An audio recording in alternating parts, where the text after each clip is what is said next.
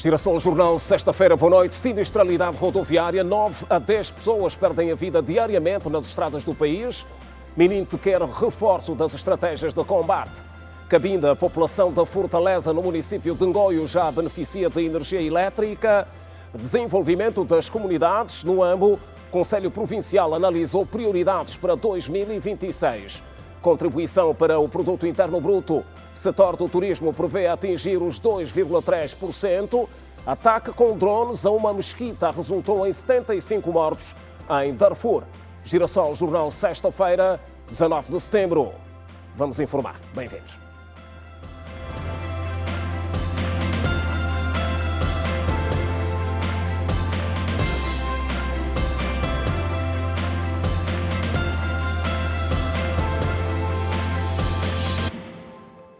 Outra vez, boa noite. 9 a 10 pessoas morrem diariamente nas estradas do país. Os números foram apresentados nesta sexta-feira pelo Ministério do Interior durante o encontro com jornalistas e gestores de órgãos de comunicação social. O Mininte quer reforçar a colaboração com os órgãos de comunicação na difusão de mensagens de prevenção e combate à sinistralidade rodoviária. É a segunda causa de morte em Angola, só ficando atrás da malária. Anualmente, são mais de 3.000 as mortes causadas por acidentes de viação de diversas tipologias registadas em todo o território nacional. Quanto às mortes, diariamente, podem variar entre 9 a 10. No caso, referimos-nos a mortes no local, sendo que o número pode crescer se forem contabilizadas as mortes pós-assistência médica. Os dados são do diretor de Trânsito e Segurança Rodoviária da Polícia Nacional, comissário Abel Batista. Temos uma média caótica, triste, de óbitos todos os santos dias. Em média, os dados foram passados, 57 a 60 vítimas por dia. Este é o cenário. Destes confirmados no terreno, encontramos entre 9 a 10 mortos. Para o Ministro do Interior, a realidade é preocupante e a resolução, além de urgente, deve envolver todas as forças vivas da sociedade. Manuel Homem sinaliza que o problema da sinistralidade causa inúmeros males à sociedade. Contra a sinistralidade rodoviária que afeta as famílias, afeta a economia, inviabiliza o desenvolvimento social de várias famílias e que, de facto, devemos transformar a realidade atual. Não podemos continuar a considerar estatísticas, pessoas como estatísticas ou números apenas.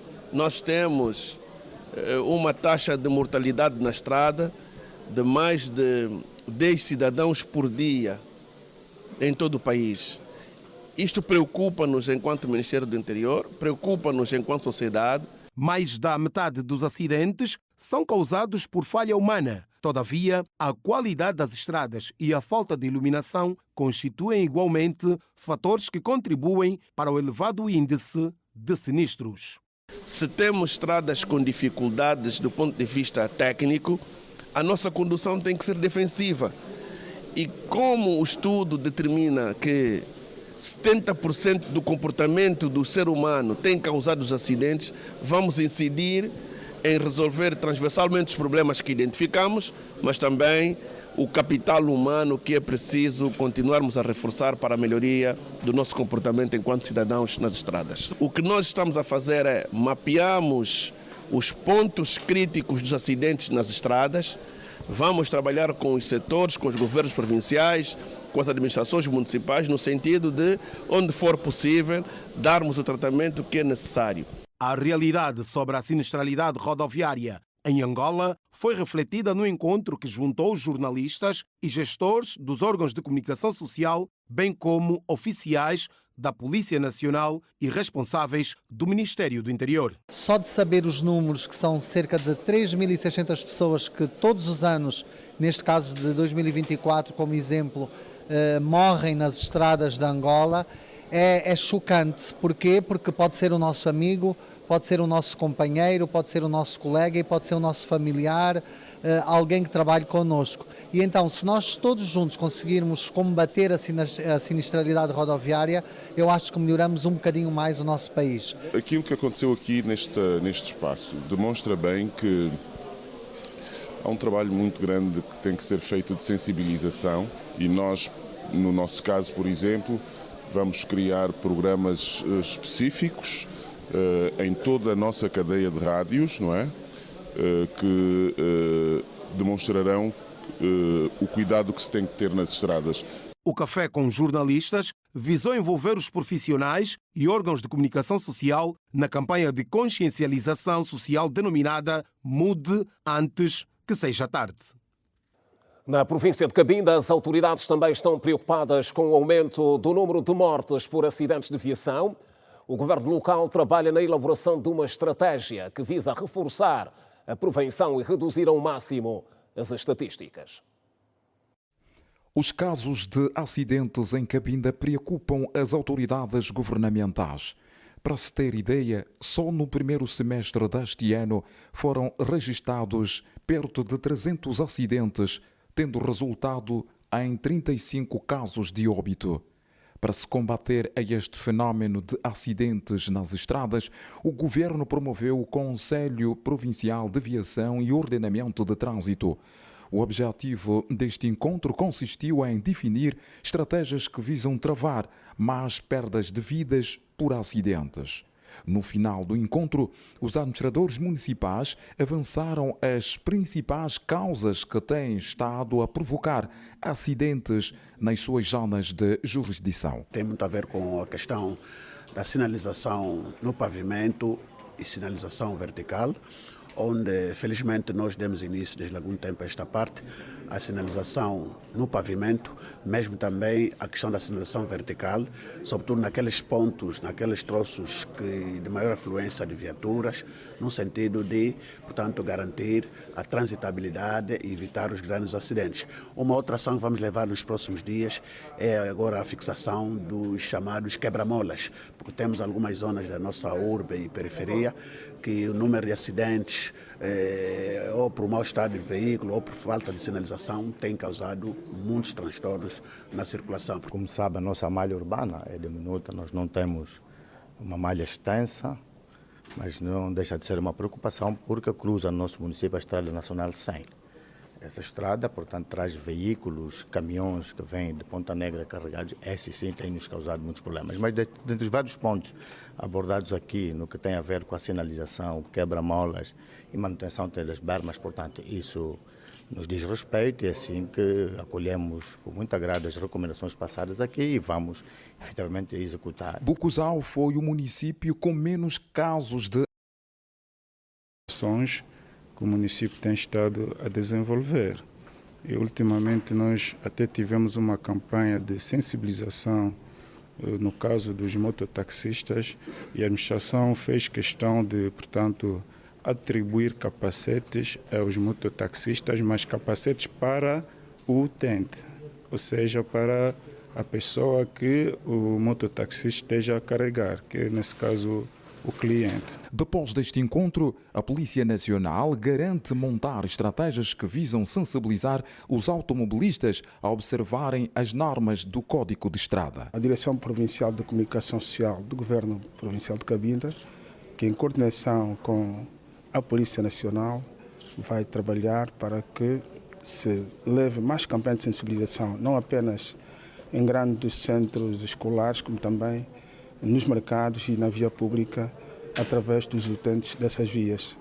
Também a Polícia Nacional tem no seu plano de ação realizar várias ações de sensibilização, quer seja nos centros de ensino, como também na via pública, direcionado aos cidadãos e os utentes também da via pública. Casos de acidentes em Cabinda preocupam as autoridades governamentais. O Conselho Provincial de Viação e Ordenamento de Trânsito analisou estratégias que visam travar este fenómeno. E já em Luanda, cerca de 5.000 famílias no bairro Belo Monte vão beneficiar do programa denominado Saúde à Porta de Casa, edição de Ipanda, que visa aproximar os serviços de saúde às comunidades, ampliar o acesso aos cuidados básicos e promover a prevenção de várias doenças. O lançamento do projeto, encabeçado pela Direção Provincial da Saúde de Luanda, aconteceu nesta sexta-feira. O Gabinete Provincial da Saúde realizou nesta sexta-feira mais uma edição da campanha de intervenção comunitária Saúde à Porta de Casa. Desta vez foi no município de Cacoaco. Nesta edição foram visitadas cerca de 5.000 famílias no bairro Belo Monte. Segundo o diretor provincial de saúde, Manuel Varela, o objetivo é levar os serviços de saúde à comunidade. Estamos com o surto de sarampo e este programa vem na boa altura e vamos continuar. Portanto, as equipas de todos os municípios aqui concentrados vão de casa em casa fazer o rastreio das famílias, entregar os medicamentos em função da patologia diagnosticada e também vacinar as crianças menores de 5 anos. Portanto, nós pensamos atingir cerca de 5.000 famílias no dia de hoje. E tivemos não só cólera, né, que tivemos durante os 6 primeiros meses deste ano, mas outras patologias que ocorriam neste CTC. Então, damos conta, estamos conscientes que aqui há várias doenças que precisamos, malária, doenças diarreicas não enquadradas na definição de cólera, temos também casos de sarampo e de malnutrição.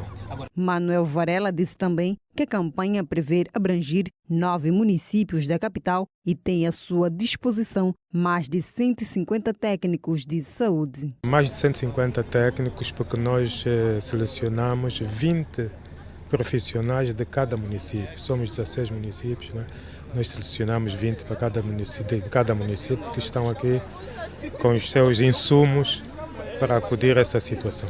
A presidente da Comissão dos Moradores do Belo Monte, Manuela Santana, e um cidadão, Macavila David, falam dos benefícios da campanha para a região e agradecem a iniciativa. Uma visita de caráter importantíssimo para um bairro onde não tem hospital. Nós queremos agradecer ao governo provincial e à direção da saúde que escolheu o nosso bairro para a abertura deste projeto. Eu sinto dor de corpo e também o peito, dor de barriga. Graças a Deus, eu estou aqui, vim fazer a consulta dia de hoje. A doutora me atendeu e ela receitou medicação para mim. O projeto Saúde Porta a Porta é uma iniciativa dedicada a reduzir as barreiras no acesso aos cuidados básicos de saúde e bem-estar da população. O município dos Molevos vai contar ainda este ano com uma escola de 20 salas de aulas. É um anúncio feito pelo administrador local depois de uma visita de constatação. A infraestrutura vai permitir a inclusão de mais crianças no sistema normal de ensino. A referida escola está a ser construída no bairro Caop A, no município dos Molevos, e terá capacidade para albergar mais de 2.000 alunos. O administrador dos Molevos, Euclides da Costa, efetuou nesta quinta-feira uma visita de constatação à infraestrutura escolar e disse que a obra decorre a bom ritmo e que será concluída ainda este ano. Estamos a constatar o nível de execução é boa, é positiva, nos alegra, na medida em que poderemos ainda, nesse ano, colocar essa escola à disposição dos nossos munícipes e que vai encurtar as distâncias das nossas crianças para que possamos então dar proximidade e qualidade de vida aos nossos menores e tenham um melhor assimilamento para que tenhamos então melhores resultados em termos de escolaridade. Nós começamos sensivelmente no mês de junho, no meado do mês de junho, hoje já estamos no meado do mês de setembro, naturalmente com um nível de execução de 70%, 70-75%, naturalmente é positivo. Penso que, de acordo com aquilo que são os prazos que nós temos, serão alcançados ou muito menos daquilo que é a previsão de inauguração e arranque dessa infraestrutura escolar. Questionado sobre o acesso à escola, tendo em conta o tempo chuvoso, Euclides da Costa disse que este não será um problema, uma vez que a estrada que dá acesso ao estabelecimento de ensino vai merecer uma intervenção nos próximos tempos.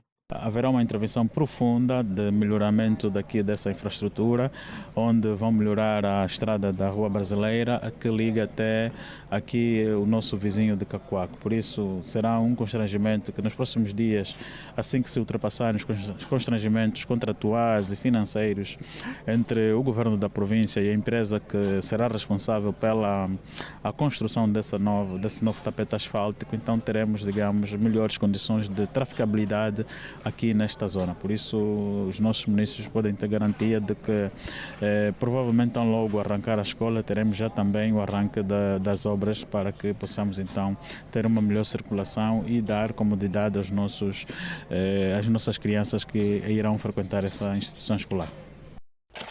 A escola contará ainda com uma quadra polivalente e uma biblioteca, reforçando as condições para o ensino e aprendizagem dos estudantes da localidade. O projeto resulta de uma parceria entre a Sonils e a Administração Municipal dos Molenvos, que firmaram um compromisso para fortalecer o setor da educação e a melhoria das condições sociais no município. E a população da Fortaleza, no município de Ngoio, província de Cabinda, passa a beneficiar de energia elétrica 50 anos depois. 2 postos de transformação de 250 e 400 kW foram montados na localidade e vão permitir o fornecimento da corrente elétrica e a iluminação pública para mais de 6.000 habitantes. Há mais de 50 anos que a população da localidade de Fortaleza não via uma lâmpada acesa. A vida sempre foi complicada para estes habitantes, mas hoje a situação muda.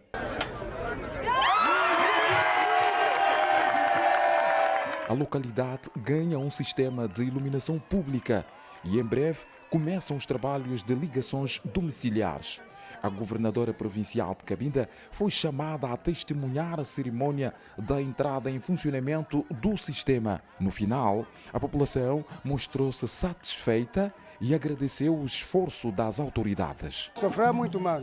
50 anos. Sim, é a primeira vez de ver assim. Já dá para fazer negócio e também outras crianças assistir durante o dia enquanto os pais estão na lavra.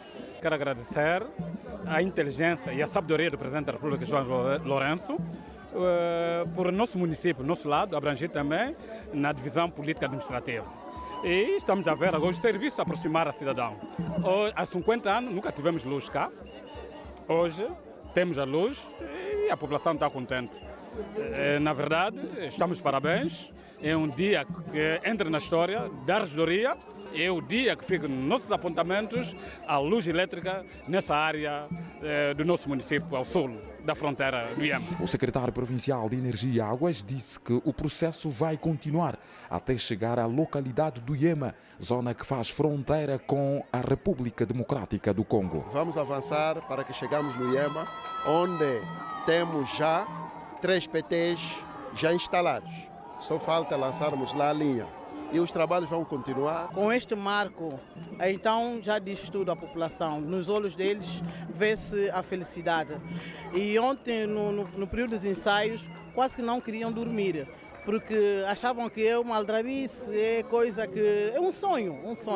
Mas, de facto, então, com esforços evidenciados pela sua excelência senhora governadora, e aqui está então o resultado. A governadora de Cabinda, Susana Abreu, destacou a importância de se continuar a desenvolver ações que visam melhorar a condição de vida das populações. Neste momento contamos com uma potência de 650 kVA e suficiente para podermos resolver o problema aqui dessas populações.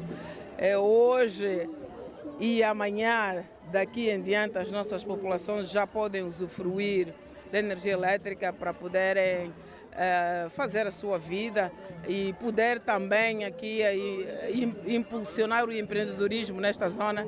Nós estamos quase numa zona fronteiriça, portanto, era importante que tivéssemos este bem aqui para podermos impulsionar o desenvolvimento do município de Ngoio. Eletricidade chega à localidade da Fortaleza 50 anos depois. No AMBO, o Conselho Provincial da Auscultação das Comunidades esteve reunido na sua primeira sessão extraordinária, que analisou um conjunto de projetos e ações voltadas para a melhoria das condições sociais das populações. Destaque para a proposta orçamental para o exercício 2026.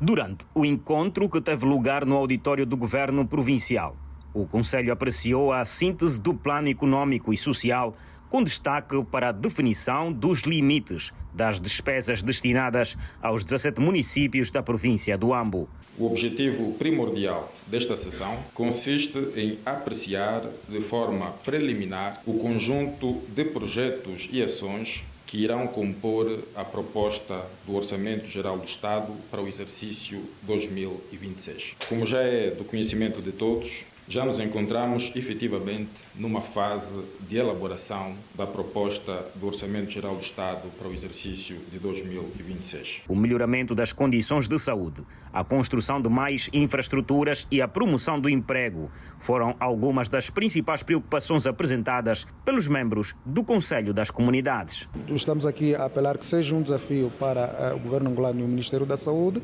e ter, de facto, junto dos centros e postos de saúde, aqueles chamados kits de medicamentos essenciais.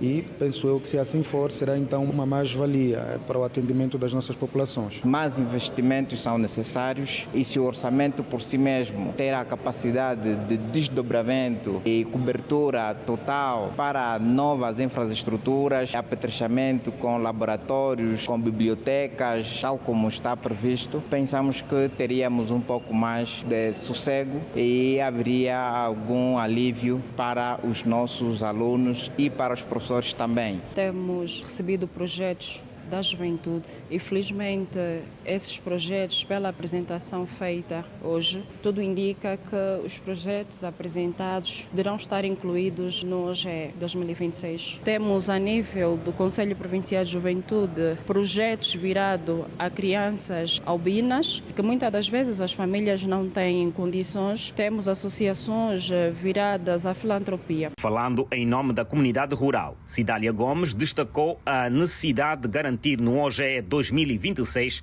o acesso a meios de transporte e a melhoria das vias de comunicação, apontando estes fatores como desafios urgentes. É importante olharmos para outros setores, não é, que podem agregar valor a esta atividade, como é o caso das vias de acesso. É importante que sejam melhoradas, principalmente as vias terciárias e secundárias, daquelas zonas com um potencial muito grande agrícola.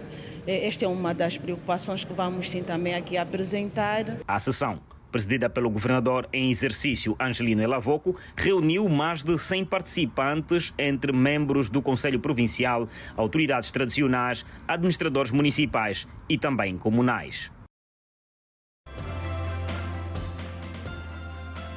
Turismo nacional, metas e perspectivas, em destaque.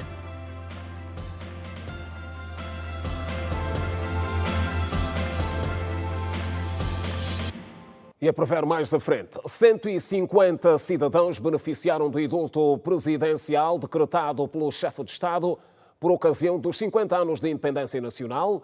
Na lista destaca para a província de Luanda, onde serão libertados 33 reclusos. O ministro do Interior, Manuel Homem, garante que estão criadas as condições para o início do processo. Trata-se de um ato de clemência do Presidente da República, motivado pela celebração dos 50 anos da independência nacional, ação que visa conceder aos reclusos condenados em penas privativas de liberdade uma oportunidade de reintegração social e familiar. A medida encontra respaldo legal nos termos da alínea N do artigo 119 e do número 4 do artigo 125, ambos da Constituição da República de Angola. O indulto é uma forma excepcional, com as devidas aspas de melhor interpretação, de ilibar determinadas pessoas de condutas criminais, desde que estas reúnam determinados requisitos jurídico-legais e também sociais, para que se possa então efetivamente traduzir naquilo que é uma forma de perdão daquilo que é a conduta que infelizmente acabaram tendo, demonstrando, e vê a palavra fulcral, que a questão do perdão, embora decorre de uma medida administrativa do Poder Executivo. São no total 150 os reclusos que vão beneficiar da iniciativa que entrou em vigor nesta sexta-feira, 19 de setembro de 2025. A província de Luanda é a que mais detentos vai libertar, sendo 33, de acordo com a lista divulgada esta quinta-feira. O advogado André Mingas refere que para integrar a lista de beneficiários do indulto pesam questões que têm que ver com o bom comportamento durante o cumprimento da pena. Primeiro, a questão de terem arrependido-se daquilo que é a dinâmica do crime que tenham cometido e, no entanto, também tenham bom comportamento, boa conduta. Esses cidadãos são propostos através de uma medida jurídico-legal administrativa, procedimentar, com o grande objetivo de ser então proposto ao Presidente da República, que não faz uso desse indulto por simplesmente como bem lhe apraz, mas normalmente é utilizado em situações de festividades e sempre que, no entanto, haja necessidade do próprio Poder Executivo fazer valer aquilo que é a administração da justiça e dentro da própria questão da dinâmica da justiça social. Se, por um lado, existem razões para beneficiar de um indulto, por outro, existem aquelas que impedem. Aqui é tida em conta a tipologia do crime. São os crimes de violação sexual, alguns crimes econômicos e também os chamados crimes hediondos. Estamos a falar como crimes de homicídio e, no entanto, esses crimes desde já estão fora daquilo que é a questão dos que podem beneficiar dos indultos.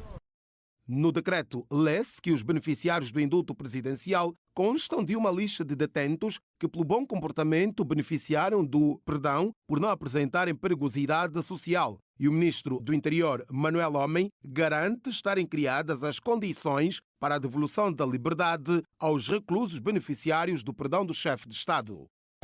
Este é um programa que não nasce agora, não é a primeira vez neste processo dos 50 anos que estamos a desenvolver. As nossas equipas dos serviços penitenciários estão preparadas e, naturalmente, com a aprovação e a divulgação do despacho de Sua Excelência o Presidente da República, vamos dar início automaticamente à libertação dos indultados neste despacho do Sr. Presidente da República em todo o país. A partir de hoje, portanto, as condições estão criadas para o efeito. O Presidente da República, João Lourenço, decretou o indulto no quadro das festividades dos 50 anos da independência nacional a serem assinalados no próximo dia 11 de novembro deste ano.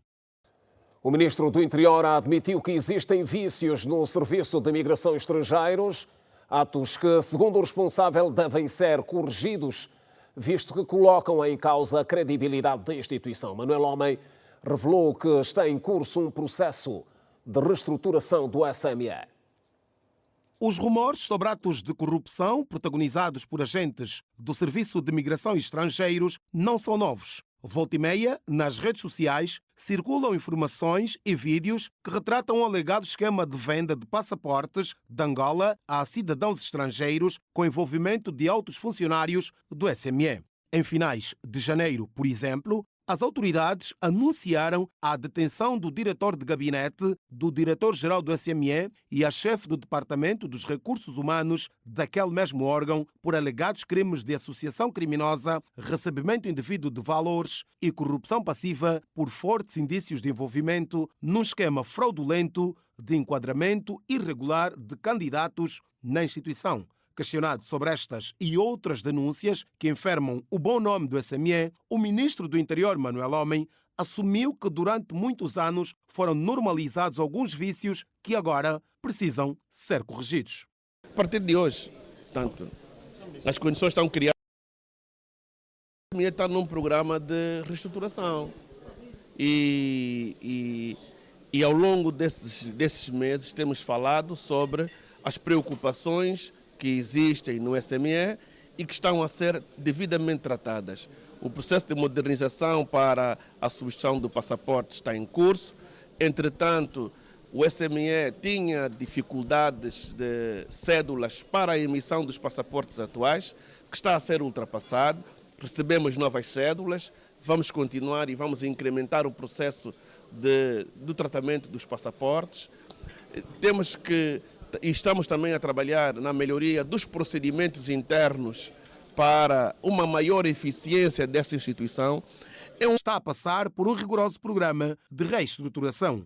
Vícios estão instalados há anos e temos que ter coragem se efetivamente queremos ter uma instituição que responda aos anseios dos cidadãos.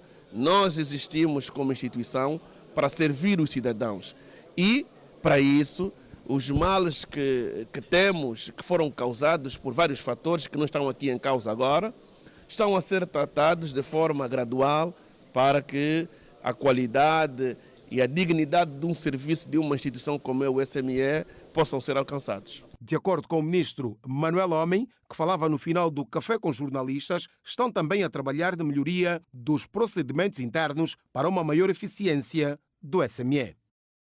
O petróleo Brent, que serve de referência para as exportações angolanas, continua a ser comercializado abaixo dos $70 o barril, numa altura em que a Organização dos Países Exportadores de Petróleo e seus aliados prevêem um aumento da produção conjunta em 137 mil barris diários a partir de outubro. A decisão envolve a Arábia Saudita, Rússia, Iraque, Emirados Árabes Unidos, Kuwait, Cazaquistão, Omã e Argélia, que já tinham aumentado a produção em 2,2 milhões de barris diários nos últimos meses. O grupo afirma que poderá restabelecer até 1,65 milhões de barris adicionais de forma gradual, a depender da evolução do mercado. A medida é vista como surpreendente no mercado, numa altura em que se esperava a manutenção das contas para evitar uma queda nos preços do crude, tendo em conta que a procura tende a recuar no quarto trimestre. Prevê-se que a nova decisão da OPEP+, venha pressionar os preços para valores abaixo dos $60, num contexto marcado pela situação na Ucrânia e Médio Oriente, visto que a Rússia, que depende de receitas elevadas do petróleo para financiar a sua máquina de guerra, enfrenta dificuldades adicionais devido às sanções impostas pelos Estados Unidos e pela União Europeia. O Brent, referência global, fechou a última sexta-feira ligeiramente acima dos $65 o barril e está hoje a ser comercializado a $67 o barril, $3 abaixo do preço de referência previsto no atual Orçamento Geral do Estado. 2.000 hectares estão disponíveis para a construção do polo industrial da Matala, na província da Huila. O anúncio foi feito pelo administrador municipal, que garante facilidades aos investidores nacionais e estrangeiros na aquisição de terrenos para a construção de indústrias. 2.000 hectares estão disponíveis para a criação do polo industrial da Matala. O anúncio foi feito pelo administrador municipal, que garante facilidades aos investidores nacionais e estrangeiros para a aquisição de terrenos. Machado Quilente sublinha que 2 empresas já adquiriram terrenos no polo, onde a grande prioridade vai ser dada à indústria alimentar. Temos um espaço para o polo industrial, cerca de 2.000 hectares, não é, para esta indústria, o polo que foi reservado. Já temos ali 2 empresas que já se fez a concessão nesses locais. Para além desses espaços, nós temos a facilidade e a simplificação para a celeridade da documentação para quem procura a Matala para investir e outros incentivos locais, não é, onde temos também alguns produtores. E 50 produtores participam da segunda edição da Expo Gambos, aberta esta sexta-feira na localidade do Xiange. O destaque na feira recai para os produtos agrícolas locais, com realce para legumes, tubérculos e cereais. 50 produtores participam da segunda edição da Expo Gambos, aberta esta sexta-feira na localidade do Xiange. O destaque da feira são os produtos agrícolas locais, com realce para legumes, tubérculos e cereais. Entre os participantes registra-se uma grande presença de mulheres. Nesta feira nós esperamos êxito. Esperamos que as pessoas vão agradecer aquilo que nós produzimos, juntamente com o projeto que nos ajudou para a produção desses produtos. Na escola de campo aprendemos como fazer a agricultura, como plantar, como fazer a irrigação. Como preparar uma terra com estrume de animais que é de boi. Depois de que depois fazemos valas, já estamos fazendo mais valas, começamos a temos da couve para transplantar a couve, e tomate e repolho. Numa região ciclicamente afetada pela seca, as autoridades apostam no aumento da produção de bens alimentares. Para o administrador municipal, a feira, que marca os 73 anos dos gambos, é um incentivo à produção agrícola. Estamos a realizar para medir as nossas potencialidades, a nossa cultura, a nossa gente, as nossas tradições e também para comemorarmos os 50 anos da nossa independência nacional. E dizer que o próximo ano será melhor. Vamos produzir mais, vamos trazer mais empresas, vamos trazer mais conhecimento, vamos trazer mais debate e vamos encontrar reflexões que possam justificar as potencialidades do nosso município. O Plano Nacional de Fomento ao Turismo foi reforçado com 4 novas componentes.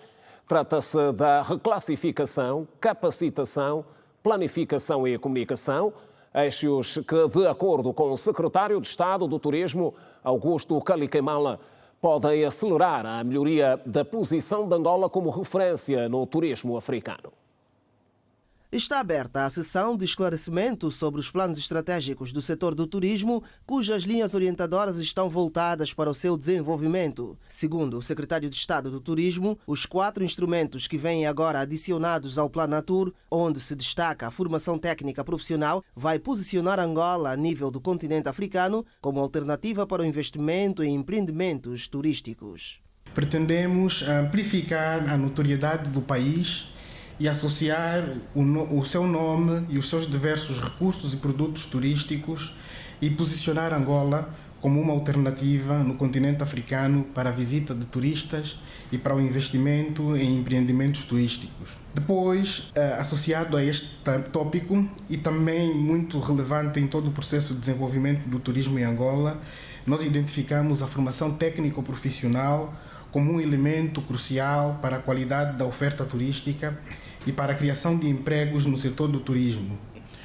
Reconhecemos que existe ainda um déficit muito grande ao nível da formação, quer seja por falta das infraestruturas adequadas, como sejam os hotéis e escolas, e por estarmos ainda também num estágio embrionário do próprio desenvolvimento do turismo em Angola. Augusto Kaliquemala frisou que para uma interação permanente com os operadores, a componente Reclassifica Turismo deverá proporcionar uma melhoria substancial da rede hoteleira do país.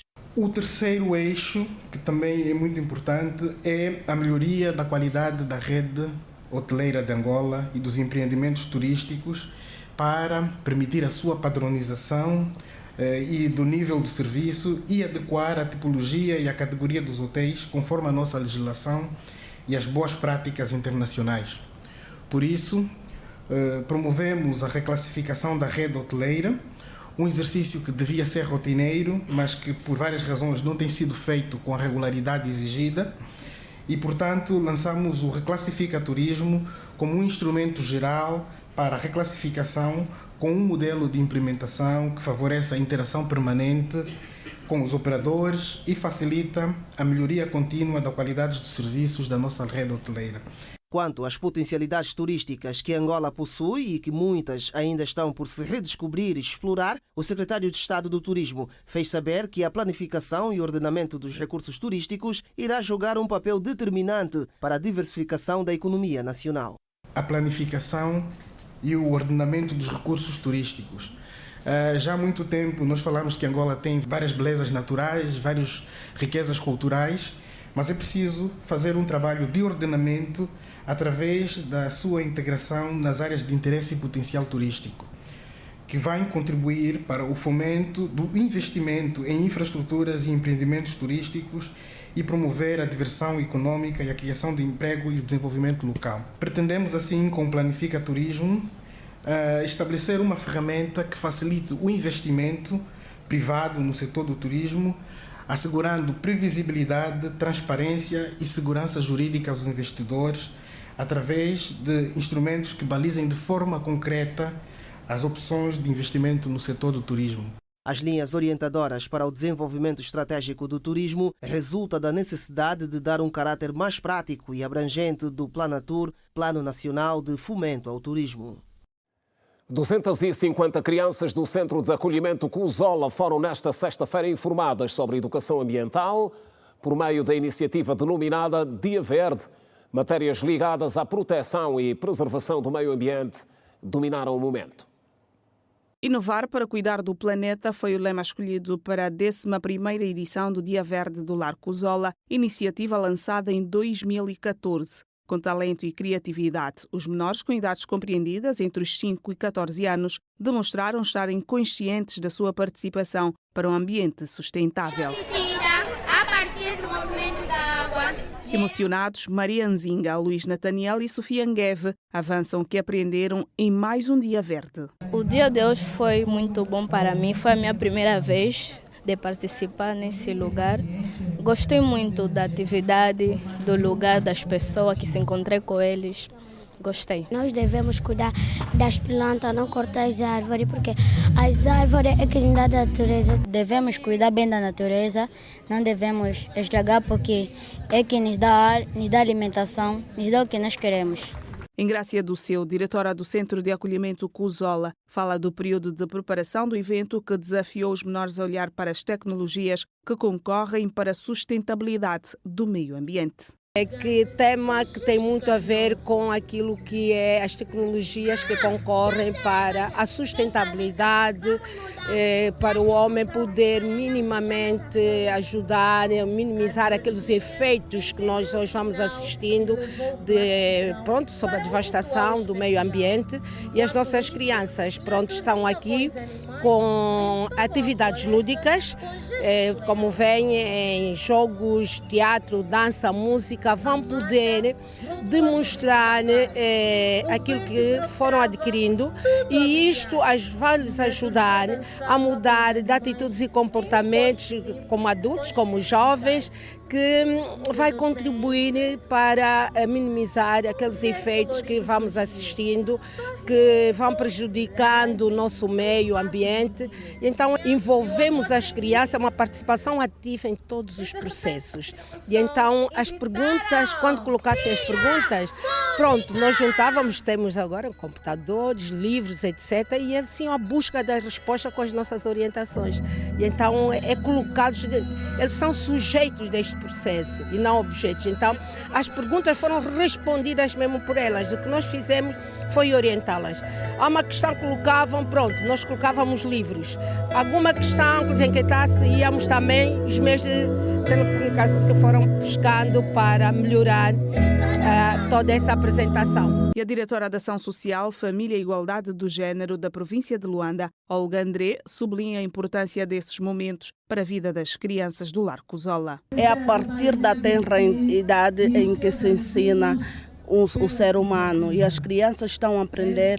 Obviamente, quando crescerem, vão poder cuidar melhor do meio ambiente, vão poder partilhar os conhecimentos que elas têm sobre a proteção do meio ambiente e venham incentivar outras crianças e até adultos também a cuidar melhor do meio ambiente. De iniciativa da Total, o Dia Verde das Crianças do Cuzola foi marcado com momentos de brincadeira, jogo e dança.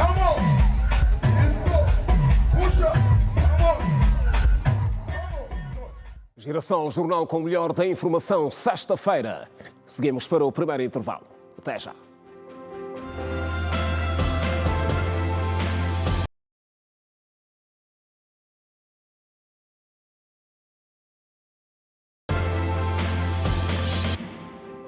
Já de volta, o Conselho Nacional da Juventude procedeu nesta quinta-feira uma visita à Zona Económica Especial Luanda-Bengo.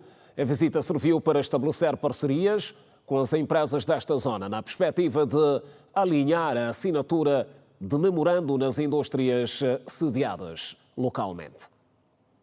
Este encontro visou o alinhamento da assinatura de um memorando de entendimento nos próximos dias entre o CNJ e o Grupo Opaia para o encaminhamento de mais de 2.000 jovens que terão a oportunidade de ter o primeiro emprego. Tivemos a oportunidade de visitar essa imponente infraestrutura que vai disponibilizar milhares de empregos para a juventude, e nesse âmbito o Grupo Opaia e o Conselho Nacional de Juventude irão nos próximos dias assinar um memorando para encaminhamento de 2.700 jovens que vão aqui conhecer o seu primeiro emprego e estamos extremamente felizes pelo facto de termos acordado esse elemento de elevada satisfação.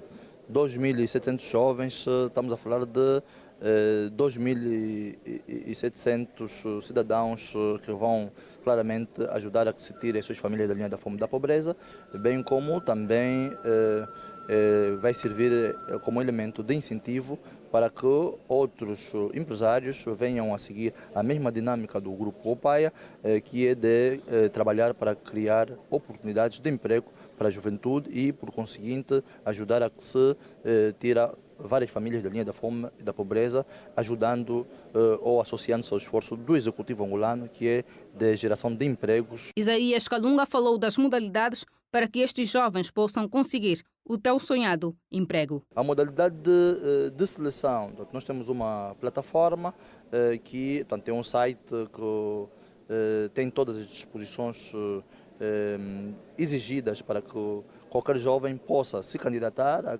ter uma oportunidade de emprego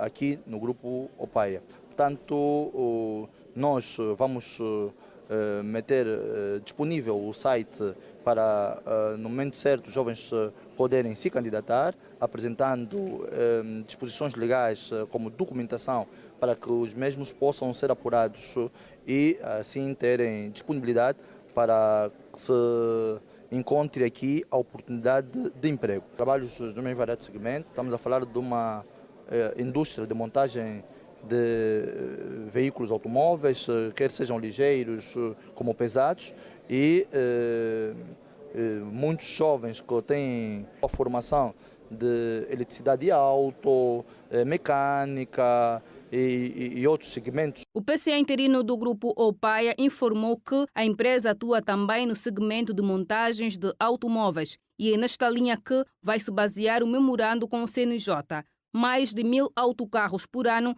vão ser produzidos. As instalações que tivemos a oportunidade de visitar fazem parte daquilo que é a diversificação do portfólio de produtos e serviços do Grupo Opaia e mais concretamente servirão para a montagem e comercialização de veículos automóveis, desde viaturas ligeiras até autocarros. Quando atingirmos o voo cruzeiro, ou seja, quando tivermos o grau de maturidade na implantação de todas as infraestruturas, máquinas e equipamentos, teremos a capacidade para produzir 1.000 autocarros por ano, 23.000 entre viaturas ligeiras e mistas e mini autocarros. São dois segmentos distintos, autocarros em 3 e viaturas ligeiras e mini autocarros ao fim de 5 anos. Adriano Lamas ressaltou ainda que, quando a empresa alcançar a maturidade, esperam ter mais de 3.000 empregos diretos. O volume de negócios ronda os mais de 100 milhões de dólares. Nós teremos empregado 3.500 empregos diretos. Nós teremos alguma mão de obra expatriada, dada a especificidade e a tecnicidade do processo, mas estará garantido muito mais do que 90% de mão de obra nacional. Nós vamos iniciar a instalação dos equipamentos a partir do final do ano e ao fim de 8, 9 meses penso que poderemos começar a montagem. O volume de negócios, olhando um pouco para aquilo que são as infraestruturas no estado em que nós vos apresentamos, acima de 120 milhões de dólares. Salvador da Bahia, tributo a Agostinho Neto. Em destaque.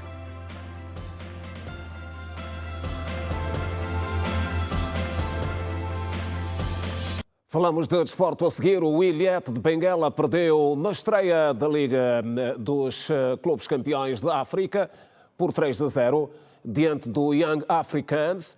A partida foi a contar para a primeira mão da etapa de acesso à fase de grupos. No jogo de estreia da formação verde e amarelo na Liga dos Clubes Campeões de África, o Ilhéte entrou determinado, mas foram os forasteiros que dominaram os instantes iniciais. Depois do susto, a equipa de Benguela tentou respirar e tentava a todo custo romper a muralha defensiva do Young Africans, todavia sem sucesso. Entretanto, os jovens africanos, alcunha da formação da Tanzânia, tomaram de assalto o meio-campo do Ilhéte e colocaram à prova o guardião Agostinho em 2 ocasiões iminentes de golo. Todavia, Agostinho, seguro, conseguiu defender. Era uma questão de tempo para o Young Africans chegar ao tento e foi o que aconteceu aos 32 minutos. Do meio da rua, Aziz Andawil fez 1-0, resultado com que as equipas foram ao intervalo.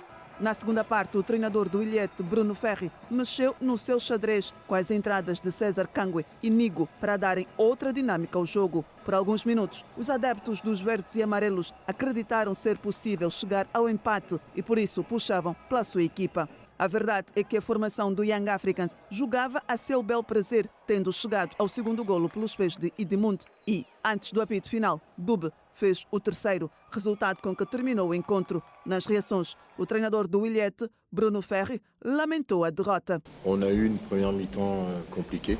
Tivemos uma primeira parte complicada. Où il nous a manqué beaucoup de choses. Onde nos faltou muitas coisas. Talvez seja o fenómeno da Liga dos Campeões que alguns jogadores estão a descobrir e faltou alguma intensidade. O que fez com que esquecêssemos alguns princípios.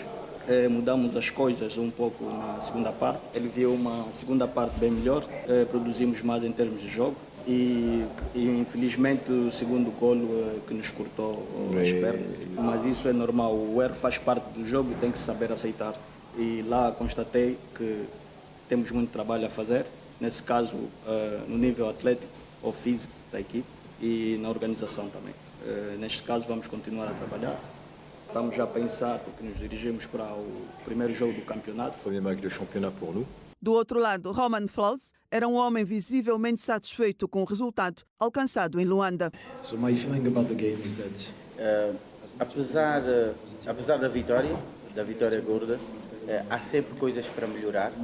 Não estou feliz, por exemplo, pelo facto de termos saído ao intervalo só a ganhar 1-0, porque podíamos fazer melhor. A equipa com quem jogamos não está aqui de forma gratuita, fizeram uma boa campanha no ano passado, por isso estão aqui. É uma boa equipa, tem bons jogadores e naturalmente que é um adversário difícil. A base está aqui, mas ainda temos de continuar a construir porque temos muitos novos jogadores. O resultado é bom, mas ainda há melhorias por fazer. O jogo da segunda mão acontece no dia 25 de setembro, na Tanzânia. O Cabo Escorpe do Palanca defronta neste sábado o Kaizer Chiefs, da África do Sul, para a primeira mão da fase preliminar da Taça da Confederação Africana de Futebol. A formação da Rua F do Palanca regressa às competições africanas 10 anos depois. Os Kangamba Boys defrontam neste sábado o Kaizer Chiefs de Joanesburgo, da África do Sul, para a primeira mão da fase preliminar de acesso à fase de grupos da Taça da Confederação, troféu Nelson Mandela. Na antevisão do jogo, o técnico do Cabo Escorpe, Beto Bianchi, garantiu que a sua equipa vai se apresentar na máxima força e que tem como objetivo chegar à fase de grupos da referida competição. Espero encontrar um Cabo bastante competitivo, porque é o espírito que o treinador transmite a eles.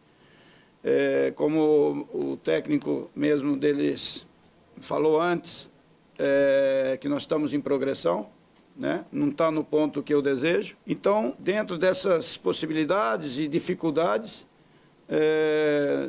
nós vamos lutar muito para tentar passar dessa fase, né? Sabemos que não é nada fácil, mas a ilusão e a motivação é muito grande. O hispano-brasileiro antevê uma partida dificílima diante dos sul-africanos, apesar do Cabo Escorpe jogar em casa e na presença do seu público. Analisando o plantel do Kaizer Chiefs, somente pela idade dos jogadores, se eu não me engano, e não estou errado, é uma média geral de 29, 30 anos, e olhar a média de idade nossa é bastante inferior, né? Mas o currículo dos jogadores, né? Se a gente vê o currículo dos jogadores do Kaizer Chiefs, são jogadores que passaram por grandes equipas, que jogaram em grandes competições. No nosso caso, não desmerecendo os meus jogadores, porque para mim eles são os melhores. O currículo estão formando ainda um currículo. Mas, afinal, o futebol se decide dentro de campo. No lado do conjunto sul-africano, o porta-voz foi o defesa internacional angolano Inácio Miguel. Este que falou sobre o ambiente do grupo, uma vez que no início desta semana a equipa do Kaizer Chiefs havia demitido o técnico principal. Temos a plena confiança e acreditamos que cá ficou irá fazer um ótimo trabalho, assim como estava a fazer o nosso treinador. Mas é um assunto que nós não nos diz respeito, não temos sequer que comentar. Temos uma direção, temos um presidente que está encarregado de o fazer. A nós compete-nos jogar, independentemente de quem cá esteja. A partida Cabo Escorpio do Palanca, Kaizer Chiefs da África do Sul, joga-se neste sábado às 16 horas no Estádio Nacional 11 de novembro e será ajuizada pelo gambiano Lamine Jamé. E agora a notícia que ainda continua a fazer eco. A Federação Angolana de Futebol rescindiu o vínculo contratual com o técnico da Seleção Nacional, Pedro Gonçalves, em função do fracasso registado no CHAN e na luta pela qualificação ao Mundial da América do Norte. 8 anos depois, no comando técnico das seleções nacionais, nomeadamente a seleção sub-17 e a posterior nos Palancas Negras, terminou o casamento entre Pedro Gonçalves e a FAF.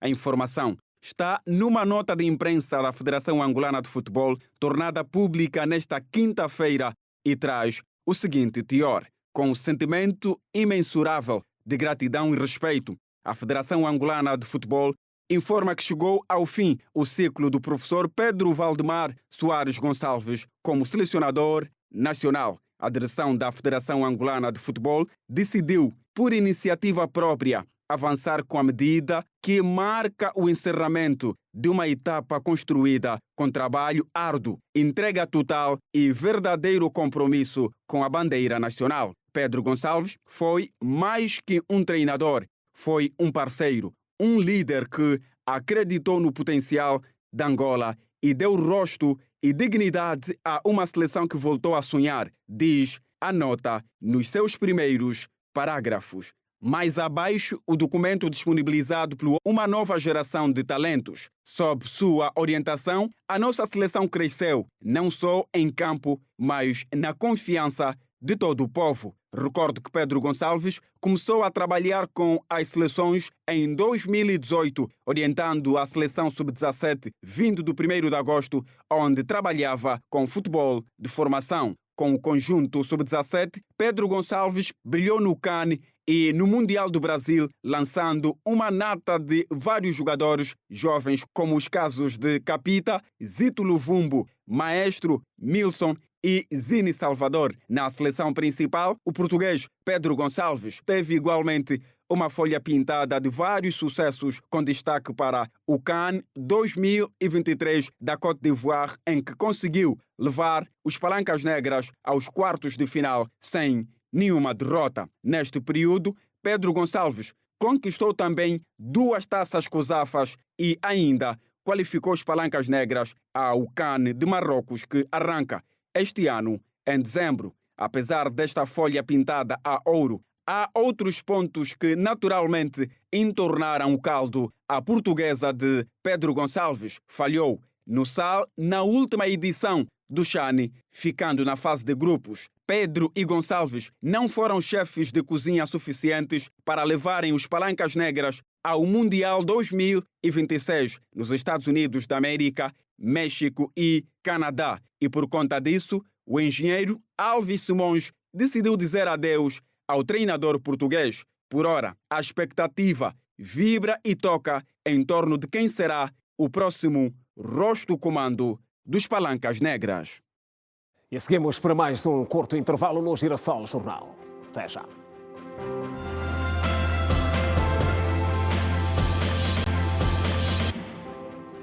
Já de volta com a atualidade, um ataque com drones levado a cabo por paramilitares numa mesquita no campo de deslocados de Abu Shouk, em Darfur, resultou hoje em pelo menos 75 mortos. De acordo com a unidade de emergência do campo de deslocados, um drone explosivo atingiu uma mesquita onde se encontravam reunidas dezenas de refugiados. O ataque surge numa altura em que os paramilitares das Forças de Apoio Rápido continuam a sua ofensiva para expulsar o exército de Al-Fashir, capital do Darfur do Norte e última grande cidade da região ainda controlada pelo exército regular, mais de 2 anos após o início da guerra. As Forças Armadas não comentaram o caso que envolve o campo a poucos quilómetros da cidade de Al-Fashir, situada pelas RSF há 18 meses. Um responsável das Forças Armadas disse que os paramilitares tinham assumido o controle total do campo na tarde desta quinta-feira. Cercada há mais de 500 dias por paramilitares, Al-Fashir alberga cerca de 260 mil civis, metade dos quais são crianças, segundo a Organização das Nações Unidas, que alerta também que a ajuda humanitária é quase inexistente. A guerra no Sudão eclodiu a 15 de abril de 2023, já matou dezenas de milhares de pessoas. Em Cabo Verde, o maior partido da oposição aponta lentidão e falta de coordenação nas respostas às consequências da tempestade em São Vicente e propõe a criação de uma unidade para coordenar os projetos. Confira o desenvolvimento no Compacto Internacional. O PICV, maior partido da oposição em Cabo Verde, afirma que vê lentidão e descoordenação nas respostas à tempestade em São Vicente e propôs a criação de uma unidade para coordenar os projetos após uma avaliação aos trabalhos em curso. Depois das chuvas de 11 de agosto, a ação efetiva do Governo e da Câmara Municipal tem sido, para muitos cidadãos e atores locais, residual face às expectativas, com denúncias de morosidade, falta de coordenação e inércia. Alega-se que lentidão na assistência, a desorganização na distribuição de apoios e a ausência de um comando único estão a prolongar o sofrimento dos cidadãos e a comprometer a recuperação. As forças de segurança israelitas informaram nesta sexta-feira que um alegado chefe dos serviços de informação do grupo islamita palestiniano Hamas foi morto num bombardeamento na faixa de Gaza. Num comunicado, o exército israelita explicou que o homem é identificado como Mahmoud Abu Al-Kir. O comunicado faz igualmente referência à grande extensão das operações na cidade de Gaza, nas quais mais de uma dezena de membros do Hamas foram mortos nos mais recentes ataques. A ofensiva militar israelita na faixa de Gaza já causou mais de 65.100 mortos desde 7 de outubro de 2025. A União Europeia vai acabar com todas as importações de gás liquefeito russo até o final de 2026 e proibir transações que recorram a criptomoedas. As informações foram divulgadas em simultâneo pela Presidente da Comissão Europeia, Ursula von der Leyen, e pela alta representante para a diplomacia da União Europeia, Kaja Kallas. A Presidente do Executivo Comunitário anunciou também que o próximo pacote sancionatório contra Moscovo vai incluir instituições bancárias, incluindo na China, que, de acordo com a União Europeia, continua a alimentar o conflito na Ucrânia, e a proibição de transações com criptomoedas que estão identificadas como um método para contornar as sanções impostas. Agostinho Neto foi homenageado em Salvador da Bahia durante um ato promovido pela Embaixada de Angola no Brasil e que serviu também para reforçar os laços culturais entre Angola e aquele país. Os eventos que reforçaram os laços culturais entre Angola e o Brasil contaram com a participação da comunidade estudantil angolana do campus dos Males da Universidade da Integração Internacional da Lusofonia Afro-Brasileira Unilab.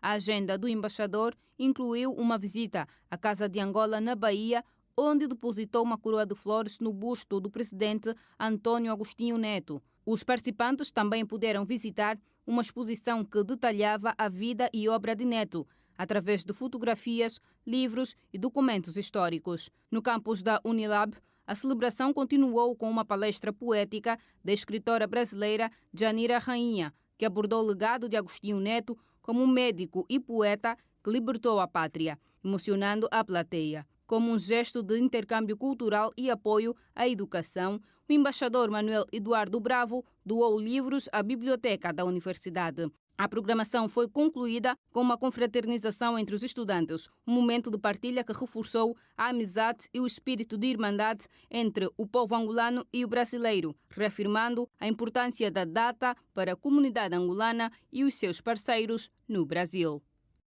Sexta-feira, 19 de setembro de 2025. Tudo dito no Girassol Jornal, que volta amanhã à mesma hora. Votos de continuação de boa noite e bom fim de semana.